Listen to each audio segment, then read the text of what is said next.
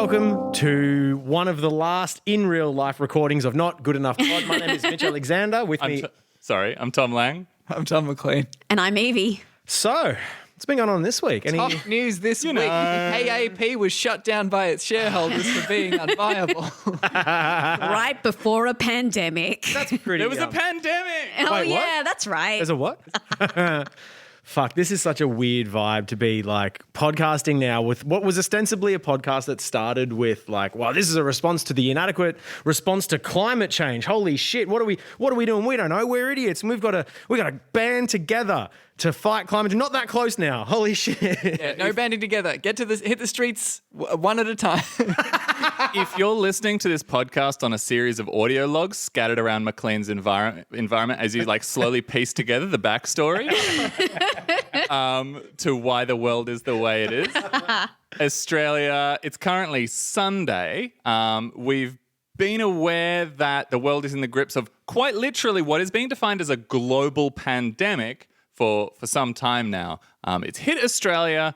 Cases are skyrocketing, but we have a lot of Australian exceptionalism. So we're like, it's not really going to get us that bad. And the government has said, look, we need to start shutting things down. We need to start, not having gatherings of any sort. People need to start isolating and stuff starting Monday. Yeah. 2 days.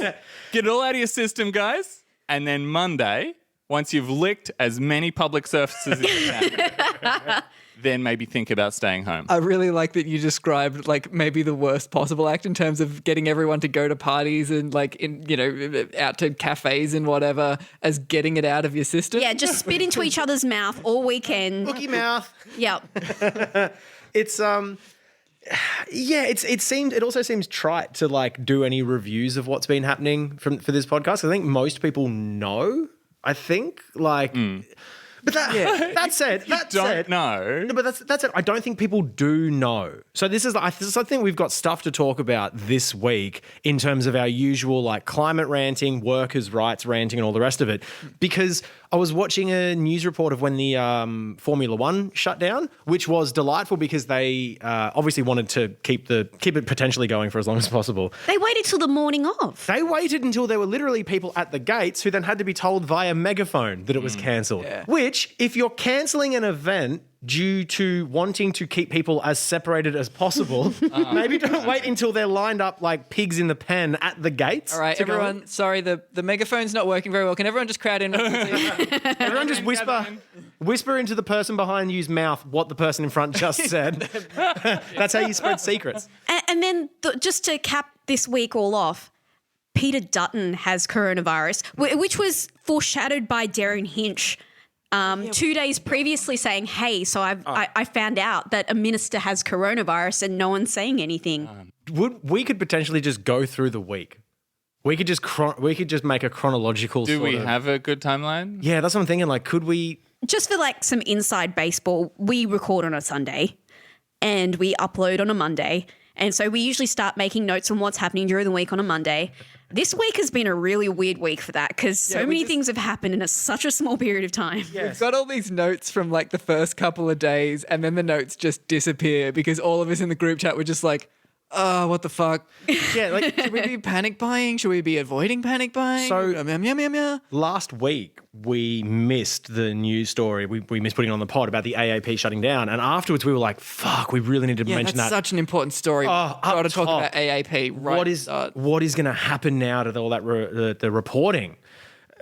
Gives a shit. It's just what is going to happen with this reporting? That's sort of the thing. Is like so much shit is going down. Yeah. That it's still like, the police minister of New South Wales is facing 14 years in prison. Let's do a little bit on AAP, a little bit of that guy, and then we'll bust into some coronavirus stuff. So I mean, just to put a hat on it, this particular episode of the podcast is going to have a really weird energy.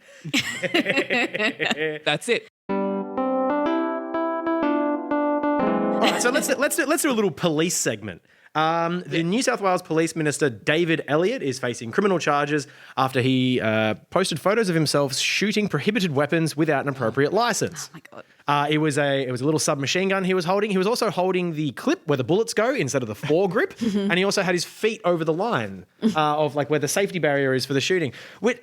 It's the saddest rolling commentary on this guy. Like things keep happening. It's like, This guy. 14 This years guy in, again. 14 years in prison for potentially shooting an illegal gun, and he's the minister for the police. He should know these laws. Also, has he not played Call of Duty? How is he holding the gun wrong? What a sad loser. Just a reminder as well, like this is the same guy who was happy with his kids being strip searched. Well, that's the thing. That's the thing I was going to go into. So, if you remember, the New South Wales Police Force were were under investigation for the longest time when other things mattered, because there was just this exorbitant amount of strip searching happening of teens, of young people having their like naked, like having to be stripped in like either down to their underwear, to their clothes, whatever.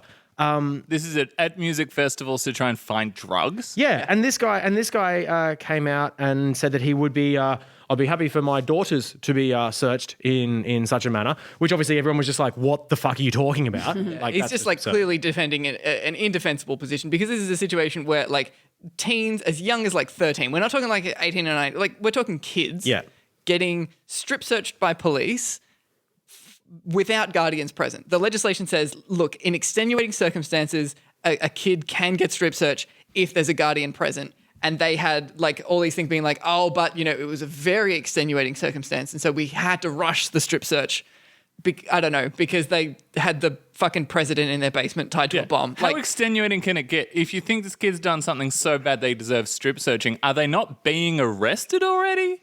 You just got to check. Right. So how, like... Yeah, that's the thing. How harsh of a rush do you have to have? It's like, we've got to get you naked and look through all your drugs. Why? Because you might have a misdemeanor charge. Yeah, if you think it's serious enough to strip search, then fucking arrest them. Yeah. I think given what we know about New South Wales Police Minister David Elliott and sort of, cops in Australia generally, I think the extenuating circumstance is we are police, and it is an affront to suggest that we should face any checks on our power ever. Absolutely. They'll exercise whatever power they have straight away without asking. Yeah. Like, I was just talking to a friend this morning who, like, I think there was someone that they were trying to hunt down in Brunswick, and the cops just went into her yard.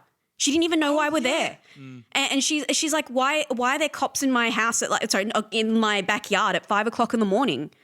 Why are they here? And they don't ask. They just go through. Like they're supposed to you're supposed to say get a warrant or something like that. But they will absolutely push it using the intimidation. Or what you will about vampires, they always need an invitation. It's one of those things too. Is like it's an easy defense for them to make because they're cops. Literally every circumstance in which they need to be a cop can be defined in some way as extenuating circumstance. Yeah. Like there's not usually a murderer going through here, so I'm just going to have to jump this fence. It's like, no, fuckhead. Those rules exist for all of the reasons, so you don't abuse your power at a certain point by just saying, this is extenuating circumstance. Your whole job is an extenuating circumstance. Extenuating circumstances. I thought she might have drugs. Yeah, that's the other thing as well. This is the same state that had a premier just emphatically rule out any sort of drug testing, which has been proven to bring down mortality rates and hospitalisation from drugs in the exact sort of inverse model that police presence doesn't. That's the thing, is the drug testing works, police presence doesn't, and it is not a coincidence, I think, that the same state then just sort of goes, we've got to get some 13-year-olds naked. It's governance that's done by sort of moralizing rather than by looking at what works and what doesn't. They're not driven by outcomes. They're driven by, we don't want drugs, so we will crack down on drugs. Yeah. Even if it means that there's more drugs, it doesn't matter. Yeah. The point is they do what they want to be doing rather than what works. Also, A government that is doing things based on what they think sounds like a good idea rather than evidence is running a global pandemic response.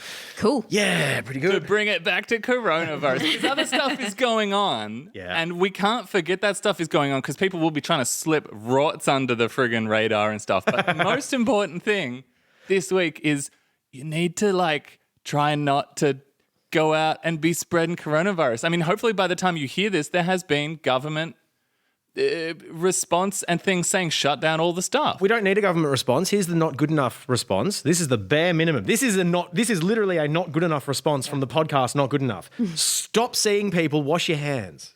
Yeah. See as few people as you want. We're currently recording this very far away from each other, so if it sounds like we're shouting, we are. Yeah, we are at each corner of the room, effectively. Speaking of news stories that I don't think we should let slip under the corona rug, Kumanjaya Walker's murderer has yet to spend a single night in custody. Oh yeah, so this was a story that originally went down a few months ago. There was a young man in the Northern Territory who was killed, or mysteriously died in a police-involved situation. And there were some rallies around that. This Justice for Walker campaign because nobody had taken any action. There's been hundreds of deaths in police custody. It's a really horrifying ongoing thing with cops killing Indigenous kids and adults. Just not doing anything about it. Fucking time, and nothing's being done about it. This has been going on for years. And basically since Australia, friggin' Europe Day. Since colonisation, really. Yeah, since Australia has had a police force, which the police force in, I think it was New South Wales, was started to essentially move Indigenous people off of land. Isaac's not here. He's currently self-isolating, so we're just going to be spouting all these facts. No. But essentially, yeah. But when colonisation started here, we didn't have a proper police force. We just had gangs of militia that were essentially just there to enforce property rights for white colonisers over Indigenous people. And then that just became codified into the police force, and shock horror, without the checks and balances and without a proper recognition of our fucking past, we have these exact same fucking problems that continue. And we will put this in the show notes. The Guardian does keep track of Indigenous deaths in custody. Yeah, the Guardian does some phenomenal work with that. Yeah, so they've got this sounds awful, but they've got a running tally basically of all these incidents that have happened. And yeah, it just seems like every 6 months there's another big, murder that's happened and just nothing happens with it. So this Justice for Walker campaign, basically the situation there was it was a particularly egregious sort of situation where it really looked like the cop just showed up at his house and killed him. That's what it looked like. Who knows what actually happened, but that's absolutely what it looked like. And then, no sort of official response happened. And then there were a bunch of rallies saying, hey, do something about it. So there was no investigation? Well, see, this is the thing. So it started, I think, for pretty much anyone following it, like every other time that there is a death in custody of an Indigenous person, was just like, the cops have fucking done it again. There is some negligence or something that has happened. We need some sort of justice for Walker. Can you look into this? Can you please have some sort of investigation? Why is it that Indigenous people keep getting killed when they're interacting with the cops? We want action on this. And the cop, for one of the first times ever, was charged with murder. Yeah, following those rallies, that was the big day of rallies across Australia. And then that evening, they announced that cop was being charged with murder. Sit on that for a second. That's huge. That's the thing. When I read that news the day of, because I had been at that rally in the afternoon, and then that evening they were like, "Hey, this guy's charged with murder." I've never literally jumped out of my seat after reading a headline before, but that was the night that it happened. I jumped out of my seat. I was like, "Holy shit! This is an actual." Death in custody. I remember. It wasn't even in custody. It was just at the hands of a police officer. But an actual police-involved death has resulted in a murder charge. This is massive. And it was almost has there been some kind of clerical error or mistake? It's that unlikely for the cops to actually charge a cop with murder. Yeah. People just assume they're not going to be. And then, it came out last week, sort of in the midst of all the corona news, that the cop who was charged with that murderer was bailed out immediately and has not spent a single night in custody since then. So I sat back down in my seat. Yeah, after reading that headline. McLean's been standing this entire time. His legs are killing him. Oh, boy. But I mean, and this is fairly obviously what they're going to try and do is push this out for as long as they can. That's going to be the playbook here, which is what they do every single time there's even an investigation, is that they can take it to the Court of Appeals. They can push things back. They can ask for extensions. They can just hopefully extend this for so long that the public lose interest, and then it's easier for them to sweep the case under the rug. Look at how many things have happened just this week. Yeah. People aren't going to remember. This week's a bit different than usual. But every week there's something. Yeah. Of course. There can be something. That's the thing. The news will run at 6, and so there will be a lead story. It doesn't matter how actually important it is. If you can push these sort of things out for long enough, usually you can get through, which just makes me think that this is super, super fucked up because they had to charge him with murder. That was the thing. It's not like they just could push the investigation out. It was so bad, whatever fucking happened, it was so bad that they had to at least charge him with murder, not even fucking manslaughter. Yeah. And the fact that he hasn't spent any time in prison or jail, reprimanded whatsoever, really should colour your interactions with law enforcement, I would say. I mean, I've copped shit before for being a bit too like ACAB, all cops are bastardsy, but the thing that I always come back to is like, sure, there are cops in the force who just their main thing is they want to see justice served. They're, protecting victims of domestic violence or managing traffic intersections when the traffic lights are broken. I'm trying to think of things that cops are actually good for. But the thing is that whistleblowing exists as a thing. We know that there's horrendous shit going down inside the police force in Australia. Like we've got white nationalists being caught. We had Tom Tanuki on the other few episodes ago talking about white nationalism and how that's infiltrated the Australian police force. Like we know for a fact that there are just white nationalists in the Australian police force. There are hundreds of deaths in custody, right? How many police officers have come forward saying, I've seen it, it's unacceptable? Here's what happened. A couple of Indigenous police officers and female police officers. Yeah. Shockingly enough. And they all mysteriously not in the police force after that. They're always writing exposés and being published in the Guardians for op-eds after they've left the force because of massive amounts of bullying or discrimination or whatnot that they've faced. If I'm a cop, if I'm a good cop, right, where I'm like, making sure that the cars make the correct turn at the intersection and don't smash into each other and stopping a dude from beating up his wife, but then I notice somebody murdering somebody and I don't say anything because I work with that guy, am I really a good cop? Yeah.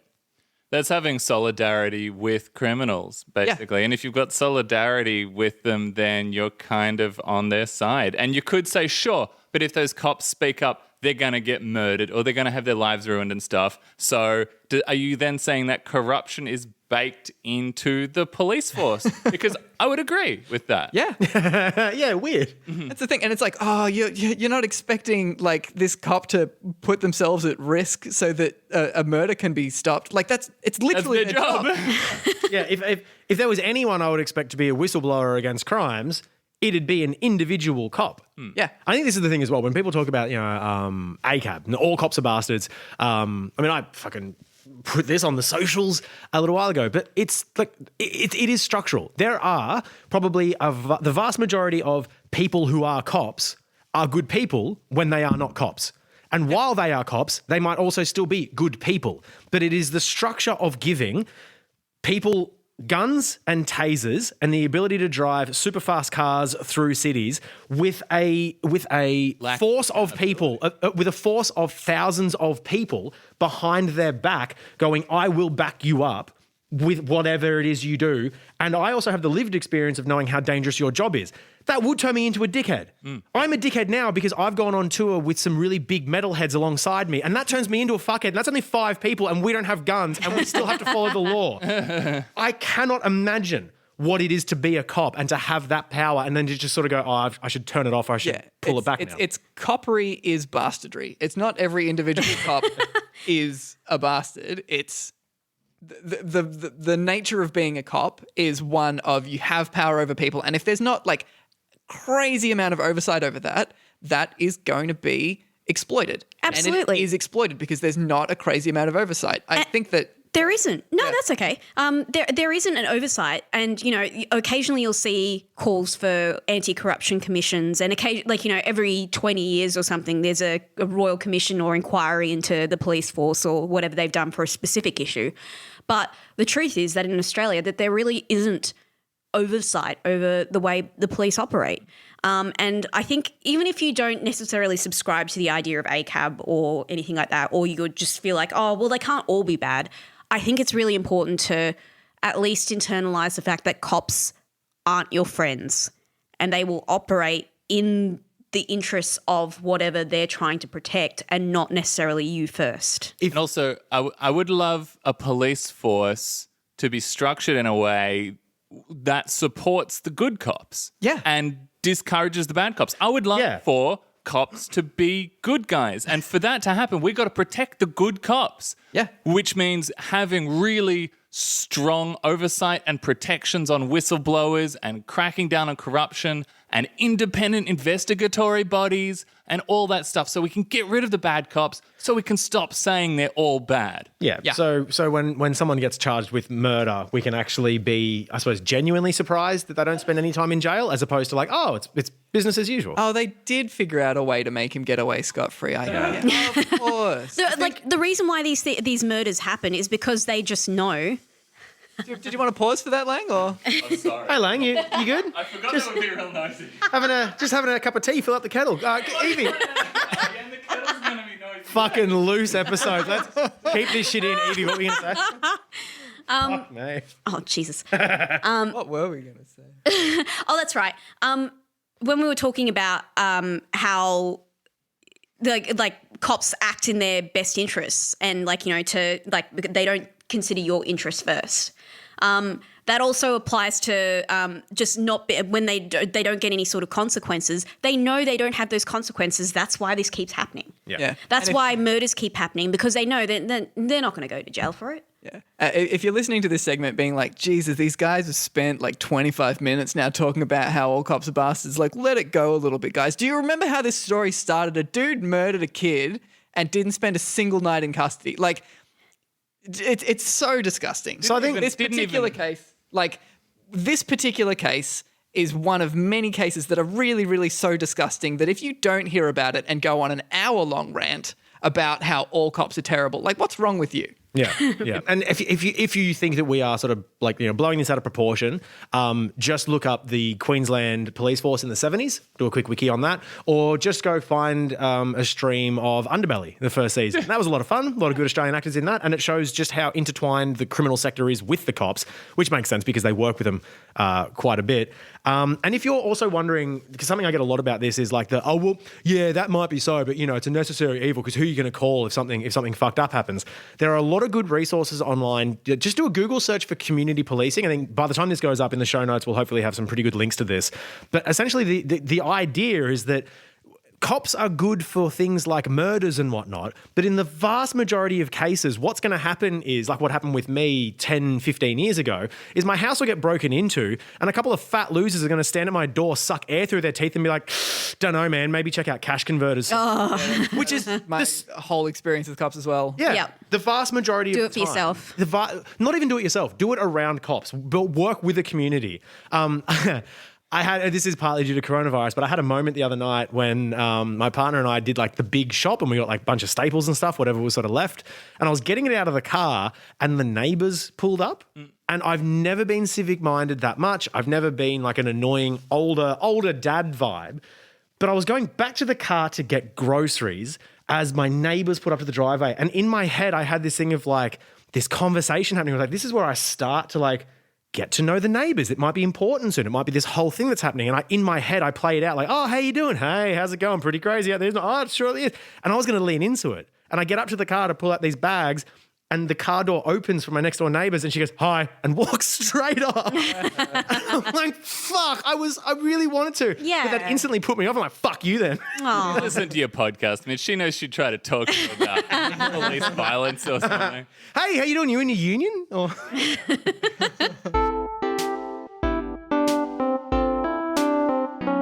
But that's what I've been thinking about is like everyone's got their own thing of like everyone's got their own crazy paranoid like what big change is Corona gonna make in the world once the sort of epidemic has died down and not things go back to normal, but like what things are going to look like afterwards. And my thing is just like what podcast or web series host is going to die.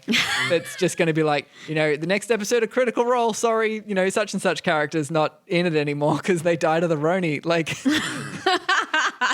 that's a very good point because you take something like climate change and all of the media you consume in the West is made by people in friggin' Hollywood or California or Australia, or generally they're rich, well-off white people. A few rich, well-off not white people, but generally they're privileged people. No one's listening to a podcast coming out of Rwanda. And if you are, please hit us up with that shit. It sounds great. Yeah. But coronavirus is affecting people like Tom Hanks, okay? And, your friendly neighborhood podcasters and quite probably some of the people who create things that you consume or that you follow on social media will be personally affected and or friggin', God help them, die. That's going to be interesting. I keep thinking about something I saw someone say yesterday, which is that a lot of us are going to lose family members in a very short period of time. Yeah. And it's weird knowing like nothing can. I don't mean to sound like in a catastrophic way. No I don't doomerism. actually. No doomerism. Super hard to be in no doomerism podcast this week. I feel like we're in a slow-mo sort of 9/11 that's happening to everyone, if that makes sense. Like, that things aren't going to be the same afterwards. Yeah. You know that things have fundamentally changed and there's no going back to normal because, okay, what is normal? But so many things that you've realized that are in society are there only for very specific purposes for certain people to run society in a certain way. Like you think of like in America right now, they've suspended cancelling food stamps for a whole bunch of people. And it's like, well, they could have just done that anyway. They've taken the caps off the internet service providers. Yes. Oh, Why were those caps a thing? I got a message from my own mobile provider who were just like, hey, this month there's no data caps. Yeah. Enjoy.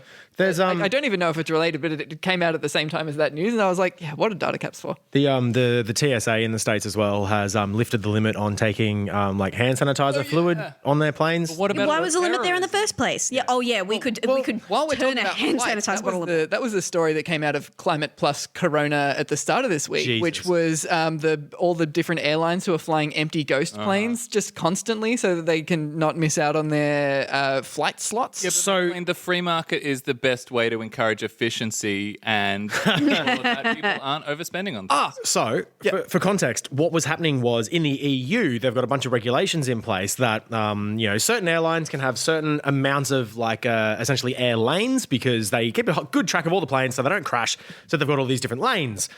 And depending on, obviously, on the size of your airline, you would have however many lanes allocated to you per the amount of flights that you take. And for some reason, that was based on the amount of flights you are using. And so what has happened is without any oversight or message from on high coming down saying like, hey, we're going to ease up on that for this month, to maintain their flight paths into the future, all of these airlines have to have X amount of flights going through and not nearly enough people were buying tickets for them. So they were just fueling these planes, sending them to another airport. They were letting, and then they were just going back again, just to make sure that they had X amount of planes in the air at any one time to make sure they could keep their fucking lanes open. Absolutely insane. That's absurd. Well, flying all these empty planes. Now, Mitch, individual responsibility, try and cut down on international travel. I'm trying. I like that. But this is an interesting, that's just an outcome of a system which prioritizes consumption. And I think frequent flyer miles are a very interesting thing. And you'll hear more about this in future. Because frequent flyer miles, obviously, are there to encourage you to fly as frequently as possible. Okay. Now, taking the odd plane trip, you may have heard that plane trips are super, super bad. Actually, if you take a fully loaded 747, which you're not doing right now, but hypothetically, if you're traveling economy on a jumbo jet, it's about the same as driving that distance. If you're listening to this podcast because Qantas have picked up all the back episodes of Not Good Enough. Wow, not expected, but hope you're enjoying the episode and your flight. Yeah. Don't feel bad about taking a plane to Europe once every year or so to bloody see your family or whatever. It's the same as driving a car that distance. Yeah, it's a lot of fuel, but you're not single-handedly doing a terrible, terrible thing. But if you're someone who is flying a lot for business or for fun or whatever, when you don't really need to, if you're one of the people that benefits a lot from a frequent flyer program, then you are having a really big impact. You're like someone who drives around Australia several times a month, okay? And so what they're actually looking at is a frequent flyer disincentive program. Ooh. When I say they, I obviously don't mean plane travel companies. I mean, this is just a hypothetical thing. But this is actually what we need for reducing emissions. A frequent flyer tax. A frequent flyer tax. If you fly once a year, no worries. Do that. Twice a year, still probably fine. If you're flying several times a month, then you're going to be paying a lot more. Yeah. As you rightly should. Yeah. Because 70% of air emissions come from just 15% of travellers. And if you have a private jet, honestly, fuck you. That's the worst thing you can be doing for the planet.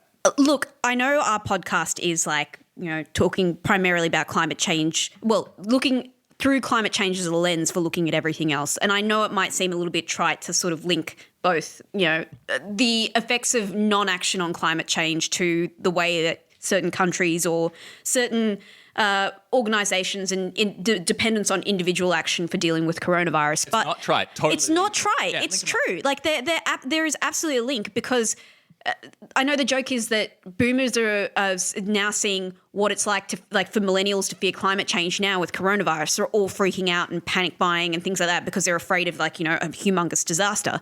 But when you see inaction from governments happening on things that can protect their citizens and depending on individuals to act instead, that is absolutely something you can translate to climate change. It's exactly the same as me thinking that me having a keep cup is doing my bit.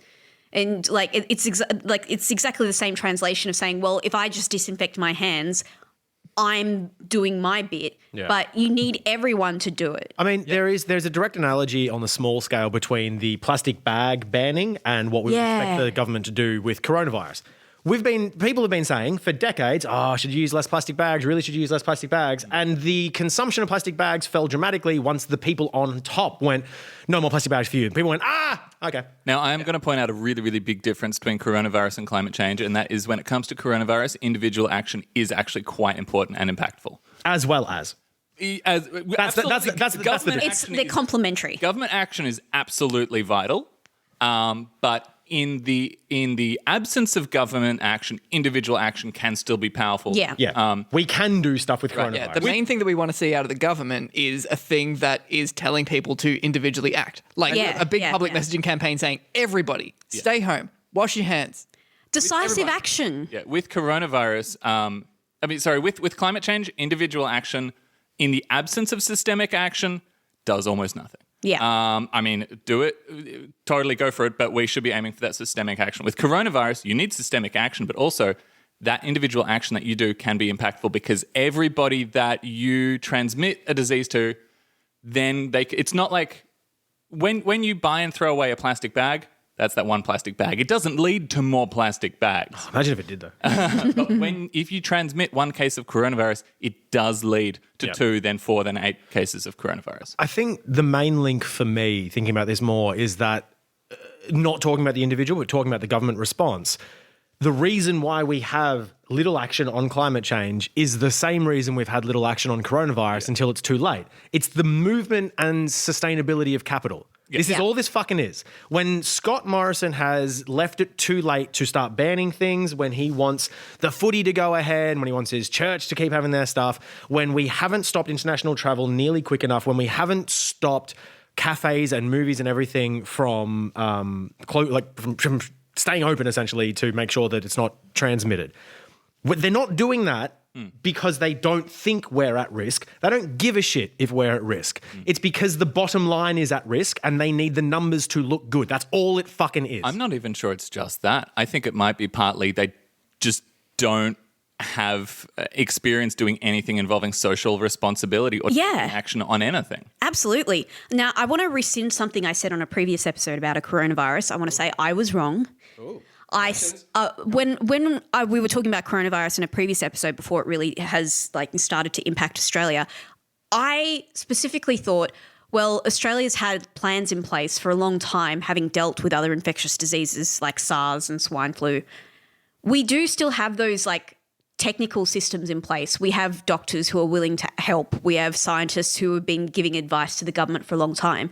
But it's becoming increasingly clear that the government is being incredibly inconsistent with their messaging, which is what's causing so much more people just to not understand what is happening and not being able to help with their own individual action. So we have Scott Morrison saying, yes, we do need to discourage people from having gatherings of more than 500 people, but we'll start that on Monday. Yeah. What does that mean? Yeah. What does that mean? And then when you have a minister like Peter Dutton who has literally come down with coronavirus and people have been tracing back to see that he's been in cabinet meetings. He's met all the heads of state in Australia And America. He was in a conference with like the Five Eyes in America. He met Ivanka Trump when he was like asymptomatic. Oh, yeah, that's the thing of like, It's insane. Oh, well, look, everyone was with Peter Dutton, but we didn't test them because he was asymptomatic at the time. We know that that's not how the virus spreads. The virus now can spread when you're not symptomatic. Misinformation where people are going, oh, I don't feel sick, therefore I can't spread it. No, if you don't feel sick, you absolutely could be spreading it. Thanks, Bridget Delaney. Yeah, Bridget Delaney, the columnist for The Guardian, she had a column a couple of weeks ago about how she was traveling in Bangkok and how it was a bit magical because the place is under quarantine, so she had all the streets to herself. Just imagine thinking that a place under quarantine for a fucking pandemic is magical. Yeah, but it doesn't apply to her. It's a Bangkok thing. Grow the fuck up. Then she wrote another post about how after she got back, she was asked to self-isolate and she was like, oh, but, I had my, like elderly neighbor over for tea and I told him that I was self-isolating for coronavirus and he left within 5 minutes. Like, yeah, fucking you just endangered your elderly neighbor, dude. Like, But it was the fucking tone, and I've heard this from a lot of people, and she's just the one that for some reason gets published in the fucking Guardian. But it's this tone of, I usually have my elderly neighbour come over for 2 hours, and I told him I'm self-isolating for corona. He was gone in 5 minutes. As if she's the fucking victim in this. She just shouted. that's the thing. Okay. I know that Bridget is like particularly stupid, but she is though. I'll say clumsy. Where is the lie? Socially clumsy. But it does speak to the general, like, just confusion of people going, should I isolate? Should I not? I'm being told to isolate, but at the same time, the Prime Minister's saying that he's going to the football. Yeah. What does that mean? That's her article about when she had her elderly neighbor over was just like suffused with this like repeated phrase of like, but I'm fine, I don't have it, I'm just self-isolating. It's like, how do you know? You don't know if you have it. That's the whole point. But yeah, in Bridget Delaney's defense here, the messaging around this in Australia has been so bad about what to do that like, I blame the government. I blame the government again. I'm always going to blame the government. Only the terminally online actually know the capital T truth. It's very true. And Because I spend so much time on Twitter, I know that Bridget Delaney is dumb. So there is one thing that I want to say about the government's terrible information output, which is the ABC actually has put together a dedicated corona information web portal, which is just like, what's coming up next? What should you do? This is not coming from the Liberal Party. This is coming from the ABC, the sworn enemy of the Liberal Party, apparently. So I think it is a little bit more reliable, and I'm sure that they'll slowly start to get their shit together, even if it's not, I don't know. That's the thing. I'm not a medical expert. I don't know what's reliable or not. But the ABC does seem to actually have something together now. So I'll put a link to that in the show notes as well. An interesting thing about Australia, and I think one of the things that worries me the most, and it is that Bridget Delaney thing, is we are the lucky country. And I mean that in a bad way. We are a spoiled, privileged, the large majority of Australians, a spoiled, privileged little country who has never really had anything particularly bad ever happen to us. And we don't think that anything bad, even though we may intellectually go, oh, no, bad things happen and they could happen here. We don't feel that. We've never lived, most of us have never lived through a war or a plague. I'm just going to put in a really important clarification. Lang is talking about white Australia. Yes. Black Talking about Australia white middle has had class. very bad things happen to it constantly since white Australia arrived. Yeah. But white Australia is like the fat little spoiled baby of the UK. Yeah. Where just nothing's ever really, like, we've never lived through like an unnatural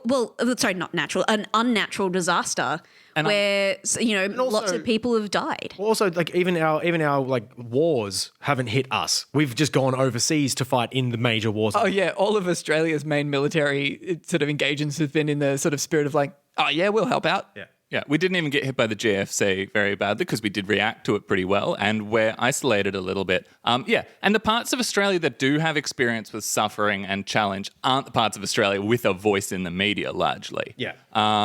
So now we've got a large population of people going, oh, but this probably doesn't really apply to me. It's like when you watch a Marvel movie, you're never really worried Spider-Man's going to die, okay? Because Spider-Man never dies. I'm not worried for a second. And the same thing kind of happens with something like coronavirus. People go, yeah, that sounds bad. It won't you obviously saying- get me. It just will happen to other people. Australia has like protagonist syndrome.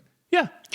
Yeah. We've got character shield. Yeah, we are not the people being crushed by a random car in a battle scene. We are like the Hulk or Spider-Man or it's yeah, there's a huge issue in this country of people like with coronavirus, with the GFC, with workers' rights, with wages, which I want to get to in a little bit. It's always happening over there, and that's only because we're genuinely really fucking lucky that it's not happening right here. Yep. I think this is probably a good point to pivot to what do we do with this feeling that we have right now where it's like, oh, something's really going down. What do I do? How do I act? How do I look after my family and friends? What does the future hold? That sort of thing. I think... And we're going to answer that now.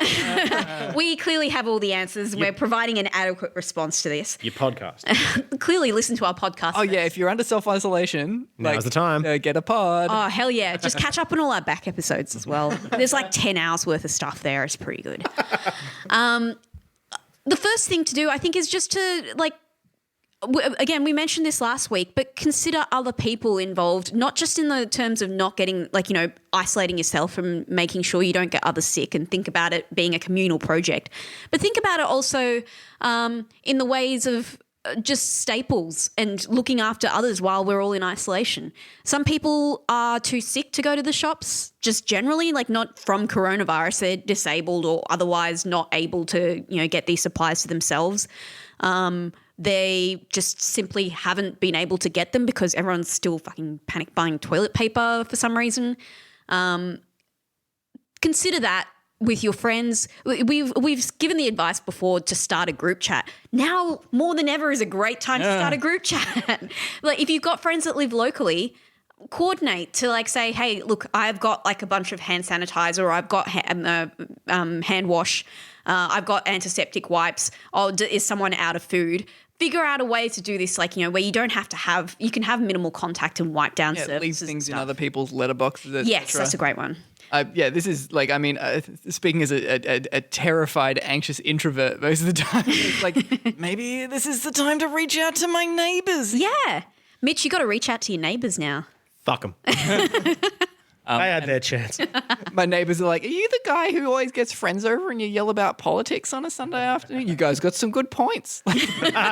Yeah, if those people listening could fucking actually find it and download each episode and give it a review instead of fucking stealing it from us through the walls of this apartment. Absolute podcast scabs. Podcast scabs. Pay for it like the rest of the listeners. I want to say on the panic buying the wages thing for a little bit, just in terms of like there are some people that can't get it because they're sick or because they're physically incapable.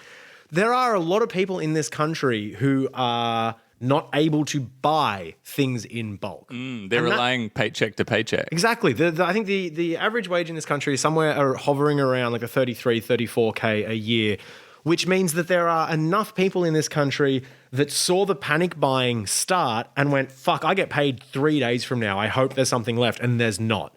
What should have been happening from the government since January was, hey, when you go to the shops, pick up a couple extra cans. Maybe pick up one big thing of rice now, but just one.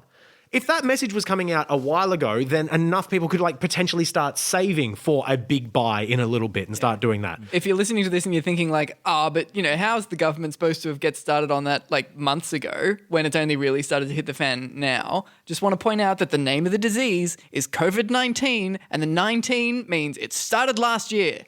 Mm-hmm. Yeah, China's been in lockdown for fucking months by now and we knew it was coming. We I want to point out that in Vietnam, under socialism, the government is providing meals to people who are in That's so isolation. lovely. Yeah, but they don't have a surplus. Yeah. So they're spending taxpayer money. Yeah, food can't buy a good economy, McLean. Or maybe it can. Their numbers There's might also look- been like multiple Conservative MPs in Australia and UK in the States who are taking photos of shelves that have been emptied by panic buying and being like, we get a little glimpse of life under socialism. It's like, What system did this happen under again? life under capitalism. You idiots. So another thing of like life under capitalism, it's life under hyper capitalism has started to come home to roost. Essentially, it's a weird thing now of that It turns out that Thatcherite and Reaganistic models, but that sort of neoliberal way of doing things, the cut the red tape, get rid of unions, make sure that the workers can deal one-on-one with their bosses, transition into a gig economy, transition into more invoicing and more like independent contracting and whatnot. Remove society. Give us like superannuation accounts that require like relying on the stock market. Yeah. All of this shit that has come through with coronavirus now has sort of just laid bare that only works when times are abnormally good. Yep. In the grand scale of things, this pandemic has been coming for a while, and from what I've read over like the last 15 years, every time I've read anything to do with the human body or diseases or whatever, it's been genuinely weird that we haven't had a pandemic in so long because you just can't really stop them. They're very intense, weird things. We've been lucky. We've just been lucky. But what we've done with that luck is squandered it by having a system that only looks really, really good on paper, but leaves a number of workers behind. And so we've been, we'll probably get a little bit onto the comedy festival stuff, but with all these show cancellations, all these like concerts and festivals being cancelled, live entertainment going down, that has a knock-on effect in that obviously all those people can't then afford rent. They can't afford food. They can't afford, basic things. But also a lot of them were taking backup jobs in the hospo. Services. Yeah, hospo centre. That is going to have an impact because we can't have that sort of stuff now. We've got minimum wage wait staff. In America, they live on tips. They can't pay rent after that if they're not getting like big enough tips. If we had really good contract work that meant that you have to get paid a certain amount, you had a number of like hours of sick leave that you would still get paid for, if all these things were in place, this wouldn't be a problem. We wouldn't be panicking in the exact same fucking way. And I just want to point out that absent a pandemic, if we had a system where it was just like, yeah, look, even if we still had like, yeah, you've got jobs and we've got some good paying jobs and we've got some bad paying jobs, but the worst paying jobs and unemployment are still enough to get by. You'll have food, you'll have shelter, blah, blah, blah, blah, blah. Think about all the art that we would see. Yeah. All the Or entertainment. The not dead or sick or homeless people. Oh yeah, that's the thing. Like that's the obvious gain from that sort of thing. But the sort of like Just social happiness. the social happiness. But like think about every potential artist, comedian, musician, anything that doesn't pursue that as much as they could because they have to eat. They have to pay the rent by doing some telemarketing. Or like there's so many jobs that are really pointless and there are so many people who could be providing really good value to society instead of doing those jobs that, I want to stress again, are really pointless that they could be doing if we structured society differently. This is what we were talking about before in terms of people realising that all the restrictions that have been in place are just there artificially. Yeah. Like useless work is a really big one of that as well. They're like, oh yeah, I don't need to be at this desk all day. Or like not working from home. Yeah. The idea that so many people have just realised it's like, oh fuck, I could be working from home. Why do I have 2 hours out of my day every day commuting to work and back when I could just be at home the entire fucking time? And you need to remember these things. This is like as soon as coronavirus is over, we can't go back. I also want to mention that working from home means that you have suddenly millions and millions of people in Australia alone who are not commuting for up to a couple of hours a day in a car in traffic just to sit at a computer in an office. They're paying for the privilege of burning a lot of petrol to sit on a different computer for no reason. Yeah, this is another one. Turns out we don't need any of that. Really good tweet that I did see just essentially sort of pointed out that this kind of proves that the internet is a utility, not a privilege. Yep. Yeah. It turns out it is the lifeblood of the economy at this point in time, and we fucking need it, and it should. Gee, wish we had a secure, Oh, that'd be good. extremely hardworking national broadband network. We don't because of the flow of capital and how our leaders interact with it. My apartment building recently, this is a lot of buildings in Melbourne recently, got fibre to the building, which is a new sort of network thing that runs separately to the NBN. I got a pamphlet in the mail saying, hey, occupier, great news, your apartment is now eligible for FTTB. And one of the little star selling points on the brochure was not related to the NBN. Oh my God. Malcolm Turnbull, you motherfucker, wrecked that good project so badly that it's not related to the NBN is now a selling point for other services. Oh my God.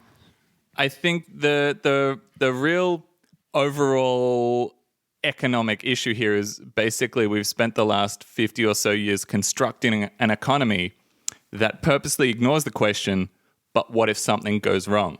And if you're any kind of anyone who makes anything that's meant to work, if you say, hey, this is going to work great, unless anything bad happens, then you're a shitty making person. You don't want a car that doesn't have a spare tire or that can't start when it's cold.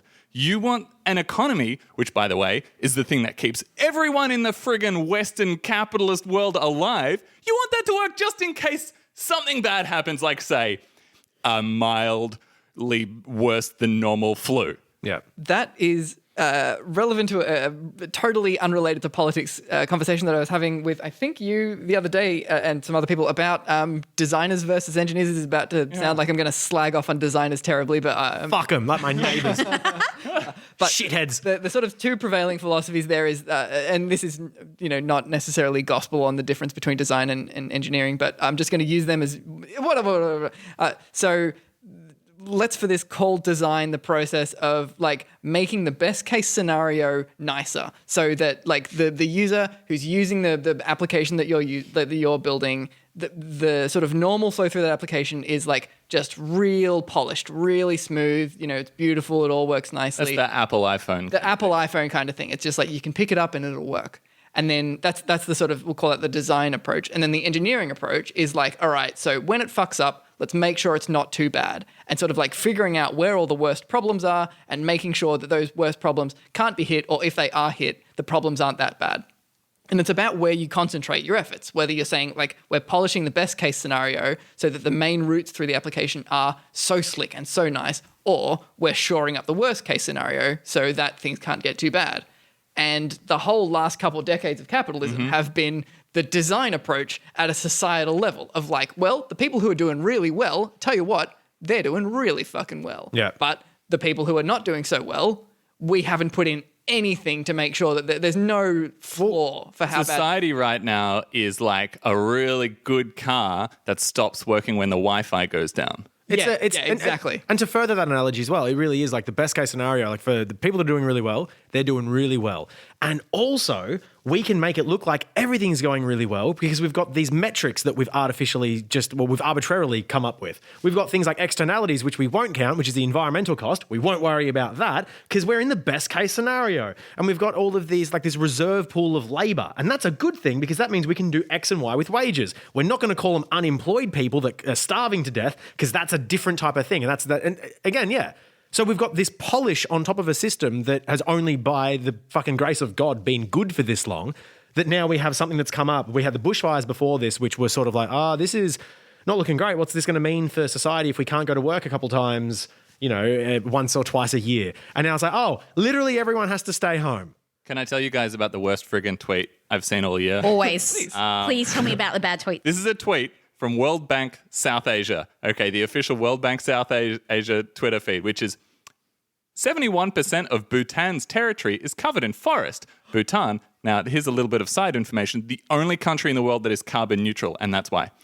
But with a contribution of only about 2% to GDP per year, the forest sector remains underutilized. How can the country sustainably invest in its forests? Okay. Oh my God. I'm pretty sure we've mentioned that exact tweet on this pod before. Have we? Man. It's so good. Don't even care. It's great. worth We're doing it again. That's the most black pill. That's almost as black pilling as the Shield from Shell campaign. Yeah. It's just fuck. See if you can spot the error in that logic. Spoilers, it's because Bhutan does not charge for oxygen. It's because oxygen is still free. That's the problem the World Bank would like to solve here. That's so good. They're carbon neutral, which is what everyone has tried to promise to pledge to get to by 2050. But they could just expand the pie a little more. Now, here's what they could do. If Bhutan chopped down all of those forests and built a whole lot of carbon sequestration machines using vast amounts of material, energy, and labor, that would be moving that GDP around so well. I thought you were going to say be carbon neutral and they'd fuck up the whole country, but GDP would be through the roof. I thought you were going to say they should build a whole bunch of car parks because they could charge for parking. We know that car parks make a lot of money. That's true. And there's these rainforests just sitting here, not making money. Keeping you alive. My main sticking point at the moment, going back to that alleged Zizek quote. Who's Zizek? Philosopher. He's got Isn't Slavoj. Pure ideology. Mitch is trying to do a Slavoj Žižek impression through a surgical mask. So it turns out this is exactly what the mask is for, so it's working. But there is this Sounds like a normal guy. there is this quote. Don't make an edit this out gesture at me when I'm roasting you, Mitch. It's staying in. I'm putting this bit in twice. Don't What be a people coward. don't realise is that McLean flubs more than everyone else, but he edits the podcast, so all of his are taken out. And we have approached him about this before, saying, "Man, why don't you leave that stuff in? It humanises you." He's like, that's fine. I'll leave some of it in. No, Mitch is a cold. Every Tom fucking is a week. cold robot that never makes any mistakes. We're not Every allowed to week. point it out because he'll make our voices sound funny. I genuinely do edit out so many of my own misspeakings and I leave in everybody else. Fuck. Solidarity, you fuckhead. But there is a quote of people can imagine the end of the world before the end of capitalism. And what's been really depressing me lately is seeing how many bootlickers there are out there at the moment, like standing, simping, supporting the essentially landlords, what's called the rent seeker class. And that is on the personal level, that is the people like your landlord or real estate that you pay rent to. At a small business level, that might be the people that you pay the rates to like just, put your store in their building or on their land. And then at the bigger corporation level, that also encompasses stockholders, because they're essentially rent seeking. They've bought a part of your company and they expect some sort of return. And that dividend. They want So rent seeking, by definition, is like people getting money just to not be in your way, right? It's essentially, it's a matter of you've put money into an asset of sorts, and just by having that asset, you can have more money come in with a little bit extra. That's the simplified. But you've not necessarily like created the asset. Absolutely not. The whole point of rent is that you're holding onto it, and because of the value and the speculation that increases its worth, you make money off of that. And what's really depressing me at the moment is just the amount of people that are, because I've been proposing a lot of, hey, if you lose your job due to coronavirus, stop paying rent as the first thing. Yeah. Because rent seekers take the biggest proportion out of everyone's chunk of the pie, essentially. When you get an individual wage, if you have profits as a company of some sort, one of the biggest quote unquote expenses in both personal and business world is paying money to the rent seeker. And it is truly fucking depressing that we do not have a type of class solidarity that goes, because I want to put the pin in this. We have recently had politicians in this country talk about how the casual workforce, people that do not have sick leave, people that do not have overtime, people that do not have all these other protections, they don't get that because they get a slightly higher hourly wage. And we've had politicians saved up money. We've had politicians saying they should have been saving money. How? That's the benefit of being a casual employer. At no point has anyone said landlords and rent seekers should have been saving their fucking money for these times. Because if you invest in the place where people live as an investment, this isn't stocks, this isn't futures, these are literally people's fucking homes. You do not get to treat them like an investment you can move around and sell. You get to weather the fucking damage, because people do not deserve to go homeless because of a fucking pandemic, because they've lost their jobs. And that's the main thing I really hope people hold on to after coronavirus. People need to know that people that they're going to be fucked over in every possible way, even in this emergency. Like, they're not even even in light of what is happening right now, people not being able to pay rent, people not being able to pay their bills. There's still no increase to New Start. There's a budget coming up soon. No plans to do that. There's going to be a one-off stimulus payment, but even that still has very limitations, and it's still not very much money, and certainly not enough to deal with the massive financial disaster that is quite possibly going to be looming. Here is the thing, though. Whenever we talk about other investments, whenever you hear anyone talk about, maybe get into the stock market or whatever, there's risks involved. When you have your superannuation, they start investing in different stocks. Or when you've got the raise thing on your app and it takes a little bit of change and puts it in the stock market for you.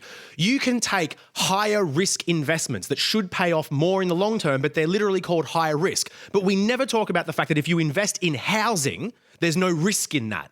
The risk in a housing is, the market might collapse or the bubble might burst. And the government bends over backwards to keep that housing price going. The risk for investing into houses might be that you come into a house that's been fucking lived in for a while and it's now dirty. Now some of the walls are damaged. There's holes in it for fucking family photos. That should be the risk of investing if you're going to invest in literally people's fucking homes. Oh, yeah. Follow the friggin' thing. So the Victorian government recently introduced some new legislation that allowed renters to live in their own homes. Like, you're allowed to have a pet and you're allowed to put paintings up on the wall. Like, these most basic things of, like, people living in a house.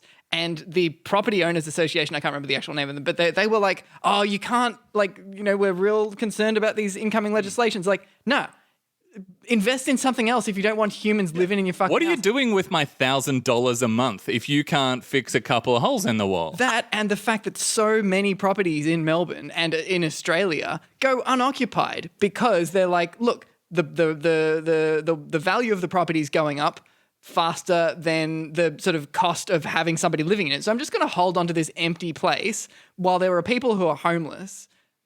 Like, what the fuck, man? Yeah. I don't know how many of our listeners are, inner city lefties who have fairly average incomes and are paying like a significant proportion on our rent. But I have moved, I think, 4 times in the last 5 years. And it's always for the same or similar reasons. They're reselling to flip it after like 1 year to try and get that extra bag. They'll do like a really slap up reno job. They'll put like a coat of paint and that's it. That'll increase the price by like another $100,000. Or they're going to knock it down to build an apartment. And in 5 years, I have never had a house that has felt like my home because I've had to move so often. Yep. And I think so many of my friends and my coworkers of my age feel the same way. If you're paying rent and you don't have enough to like actually have a mortgage, nothing really feels like home. And then when you have a landlord who's like, well, no, you can't hang up paintings. How does that make you feel? It just makes you so detached from something. It's like, well, I guess I don't deserve to have my own home. And again, this is our politicians' relation to capital. A lot of them have investment portfolios.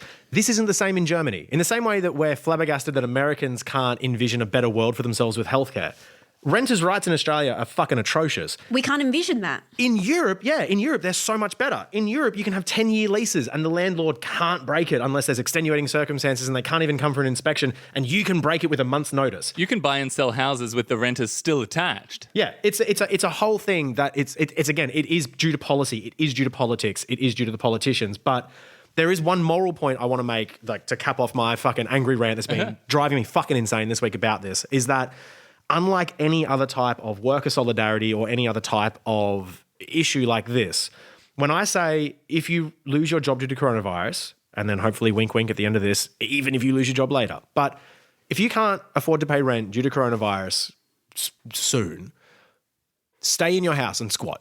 Make the police have to come to you. If everyone does that, that will change. That's like a strike. They can't fight against that. We need solidarity. We need solidarity in a rent strike, essentially. But people then talk about, well, if you're not paying your rent, then that is a wage that the landlord has been sort of hoping for and the real estate agent has been hoping for, which might be true. Yeah, they're going to have like less money as well. But they already also have a fucking house.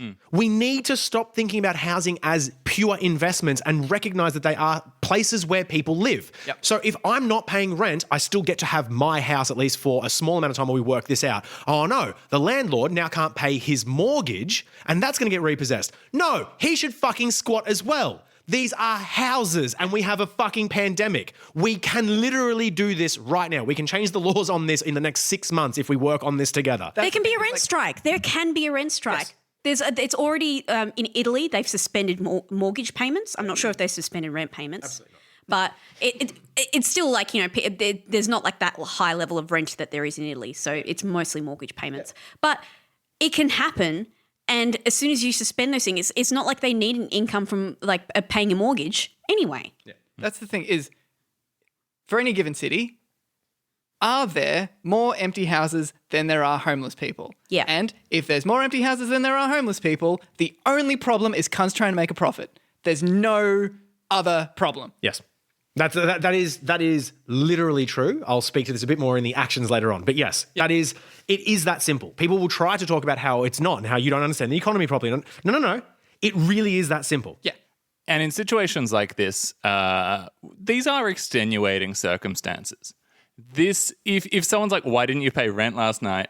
last month, and you're like, there was a global pandemic where we shut down every restaurant in Italy and the footy and the Grand Prix and Mofo, I'd say that's a pretty good excuse. Yeah. I'd say that's an excuse that probably holds up. You could even go a bit further and be like, I had a bad cough and thought I might have coronavirus, so I didn't go to work so as not to murder hundreds of people. And your landlord, if they don't say, okay, fair enough, fuck them. Mm-hmm. What a jerk. And if they keep trying to get you to pay the rent, go to the media. Be like, hey, my landlord made me pay the rent, even though coronavirus. The media would love that shit. Not the Australian media.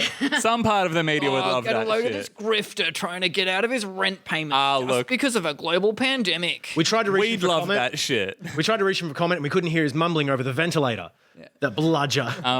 Same thing, and obviously only if you can afford it. If you have a workplace that's like, hey, I know there's coronavirus, but we need you to come in and, do something with 500 people in an enclosed space, you're allowed to say no.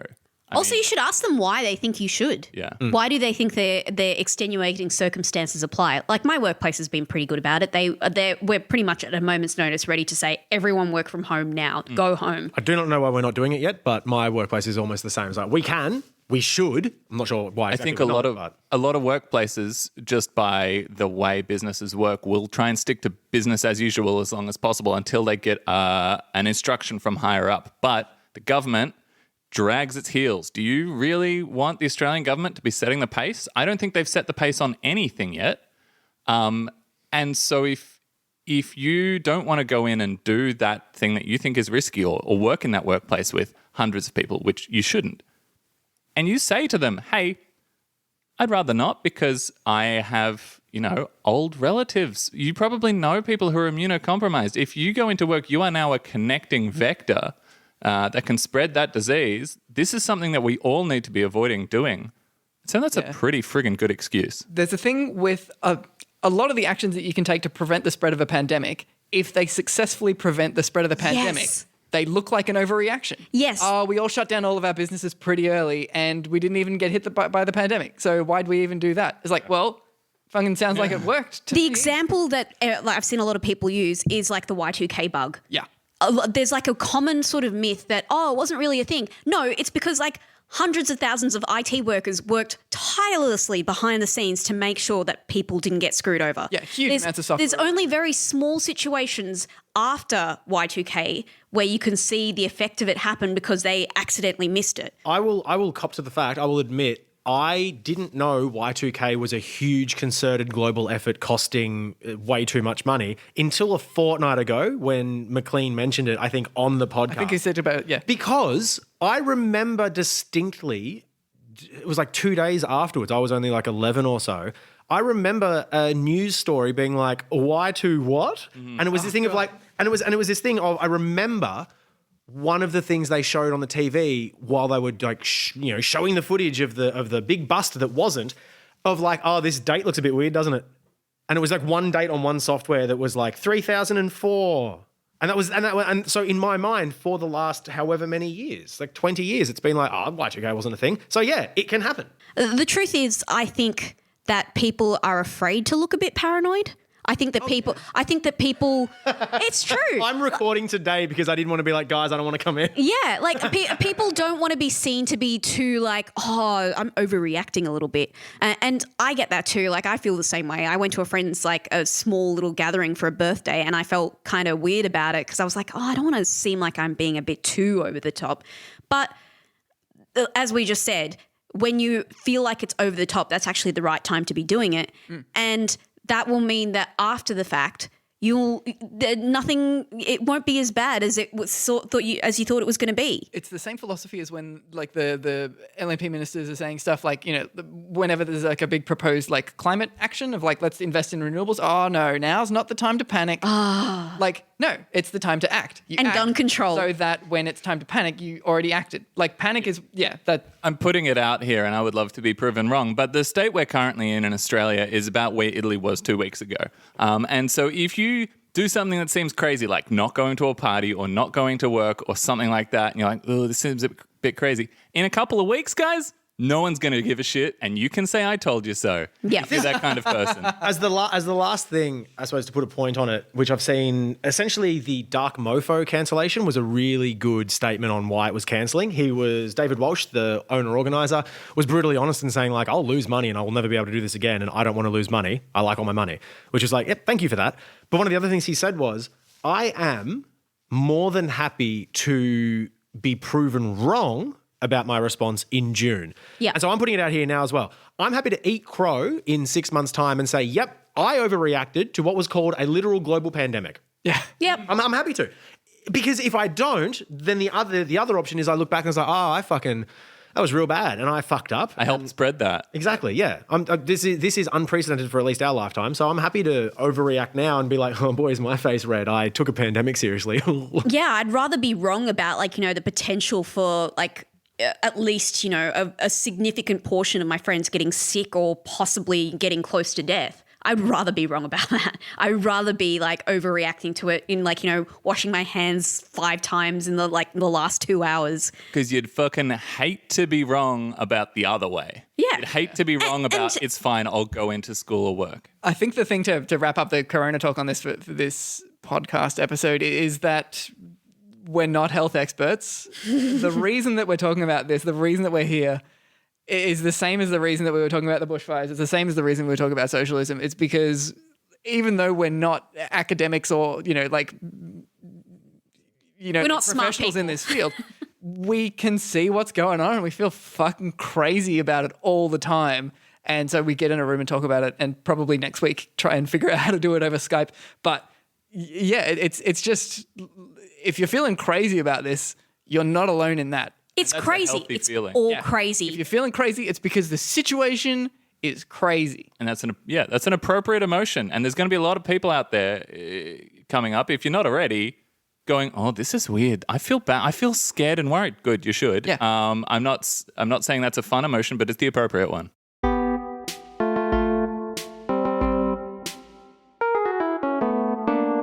So just on 2 final topics that aren't Corona. So I flagged this right at the start, but this is an interesting and worthwhile topic to talk about, which is the AAP was shut down by its shareholders for being unviable a couple of weeks ago now. We didn't talk about it last week. But so the AAP is the biggest wire news service in Australia. So this is journalists out in the field getting the facts, not commentary. This is just people researching out in the field what's going on. And they sell their stories to pretty much every major news outlet in Australia. Just you'll see a lot of the time, well, you used to see a lot of the time, photo source AAP or source AAP. That's what those journalists do. And that organization was shut down a couple of weeks ago by its shareholders because it wasn't turning enough of a profit. And basically the facts of that came out over the sort of weeks following its closure, that Nine and News Corp are the 2 main shareholders in AAP,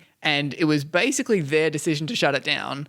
And it looks like they were just doing that so that they could just destroy a source of news for all of the other major news sources in Australia. Yeah, the problem with the AAP for them is that they are, as much as is humanly possible, objective reporting. Sometimes they will release stories that are just a line or 2 because it's just the bare facts. Yep. And that doesn't align with the Murdoch Press or the Channel 9 ethos of simping for conservatives and to push an agenda.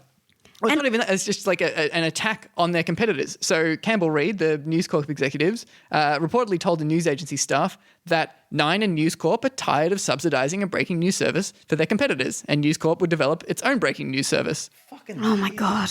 He added that Murdoch's company was committed to the supply of breaking news, but stated that we don't have to supply it for everyone else in Australia. Jeez. So after AAP was shut down by its shareholders for being unviable, Nine and News Corp actually hired a bunch of those journos as freelancers. So it's a corporate murder of a valuable service by bastards. Yep. The amazing thing that has come out in light of the collapse of AAP is just how much all these agencies relied on them for all sorts of reporting, all sorts of independent stories. Yep. They have, and so there's been so many sort of news outlet closures or cutting down jobs in the last 10 years.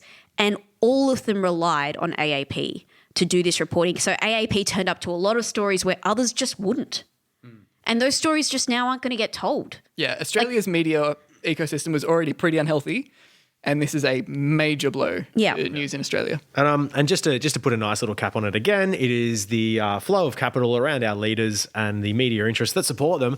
It is worth noting that one of the main shareholders, the Nine Entertainment, the company essentially, back in September, Nine Entertainment used its historic TV studios in the Sydney suburb of Willoughby to host a $10,000 a head corporate fundraiser for the Liberal Party. Yeah. That's reporting in The Guardian yet again. They had a $10,000 a head fundraiser for the Liberal Party. And then they shut down the best objective news reporting service that Australia had. Yeah, and let's not even get into the close relationship between the Liberal Party and News Corp. But yeah, so that's the AAP news that we didn't cover last week, and we are just, even though Corona's happening, we're going to cover it this week. The final thing that I wanted to talk about was just not so much a correction, but an omission from last week's episode where I was talking about Senate estimates and I was slagging off on the Liberal Party stooges, and I described estimates as the time when senators get to interrogate Liberal Party stooges about all their wrongdoing. Just a public servant friend of mine wanted to point out that there is a flip side to estimates. There's sort of three sides to estimates. One, stooges getting grilled about bad shit that they've done. Two, just kind of boring stuff where people are just talking about numbers and there's not really any controversies. They're just like, what's going on? Yep, seems good. But the final thing is some of these public servants are activists within their organization, and they use Senate estimates to bring corruption and misbehavior and shady shit to light that they have seen. And so when they are questioned by a senator at estimates, they say, yeah, now that went really wrong. Here, look at this. And in fact, that is how the sports rorts scandal initially broke, was a public servant. It's not even really whistleblowing because they're being asked those questions in the place that they're supposed to answer them. But they, make sure that when they get asked that question, they answer it and they say, yeah, look at that. Bridget McKenzie approved these. She probably shouldn't have. So yeah, I absolutely didn't mean to impugn all public servants. There's so many public servants who are doing genuinely really good work. I only specifically meant to impugn the ones that are stooges. Non-stooge public servants, love you. It's also fun to think that there's probably a small chunk of proper stooges, terrible people. Get out of there. What are you doing? And then there's another chunk of people who are doing really good stuff, and they just can't wait to get Senate estimates because they're going to blow this wide open. And then there's a huge chunk in the middle of people just it's just my job, man. Yeah, it's just my job. Fuck, it's just my job. I'm trying my best. I think it's like we were saying before about cops. If you work for a shitty organization and you whistleblow on them, and you whistleblow on them, you're a good guy. Oh, yeah. So final bit of international news. Chelsea Manning got let out of prison in terms of whistleblowers. So the strongest possible solidarity to all whistleblowers. All of them are heroes. Great. Super good. Love Congratulations to Chelsea Manning for getting out of prison. If you feel like contributing a bit to the fundraiser for the ridiculous fines that have been imposed upon her, we should put that in the show notes as well. Just to wrap up, I guess this episode has been really weird, as we warned you from the top. I think it's really important to emphasize again, when we always say that we're a no doomerism podcast, and I want to say that again. I feel like people should take from this episode that, we've been yelling a lot, especially getting really pissed off about certain specific niche issues that are really important to us that just seem absolutely mad. But take that anger with you and consider how you can help others and yourself in these weird times with it. Don't feel like, it's not a reason to panic or freak out or anything like that. It is, you can sit with feeling crazy and then you can figure out, okay, so what step do I take next? How do I turn this anger or emotion that I'm feeling? What do I do with it?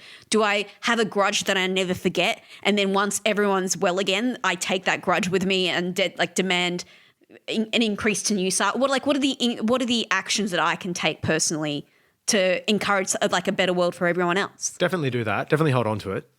Some of my favorite sayings are keep the fire alive or stay angry. That's nice. I also really like full heart, clear eyes, sharp knives. That's good. That fucking gets me every time because it's just we have to be more aggressive and we have to be more realistic and we have to be kinder.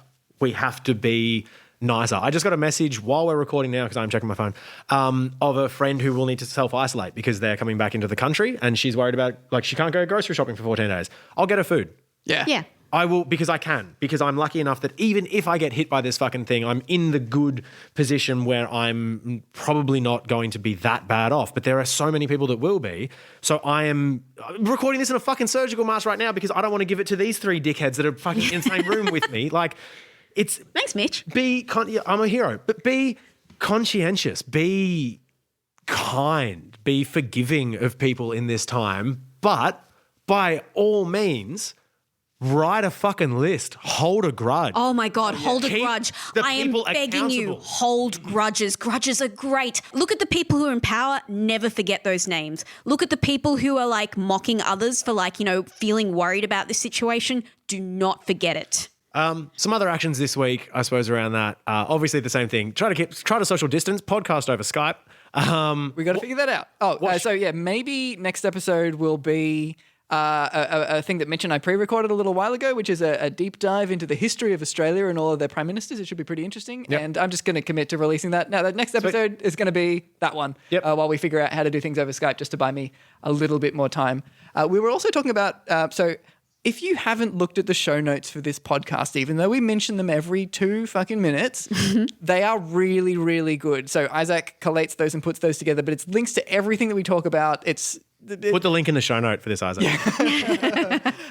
But we were also talking about releasing or starting up a newsletter that just sends you the show notes and other stuff that we didn't cover in the episode. So keep an eye out for that. Details of how to sign up to that will be coming out pretty soon. And now we've recorded this, we're committing. Now we have to do it. Shit.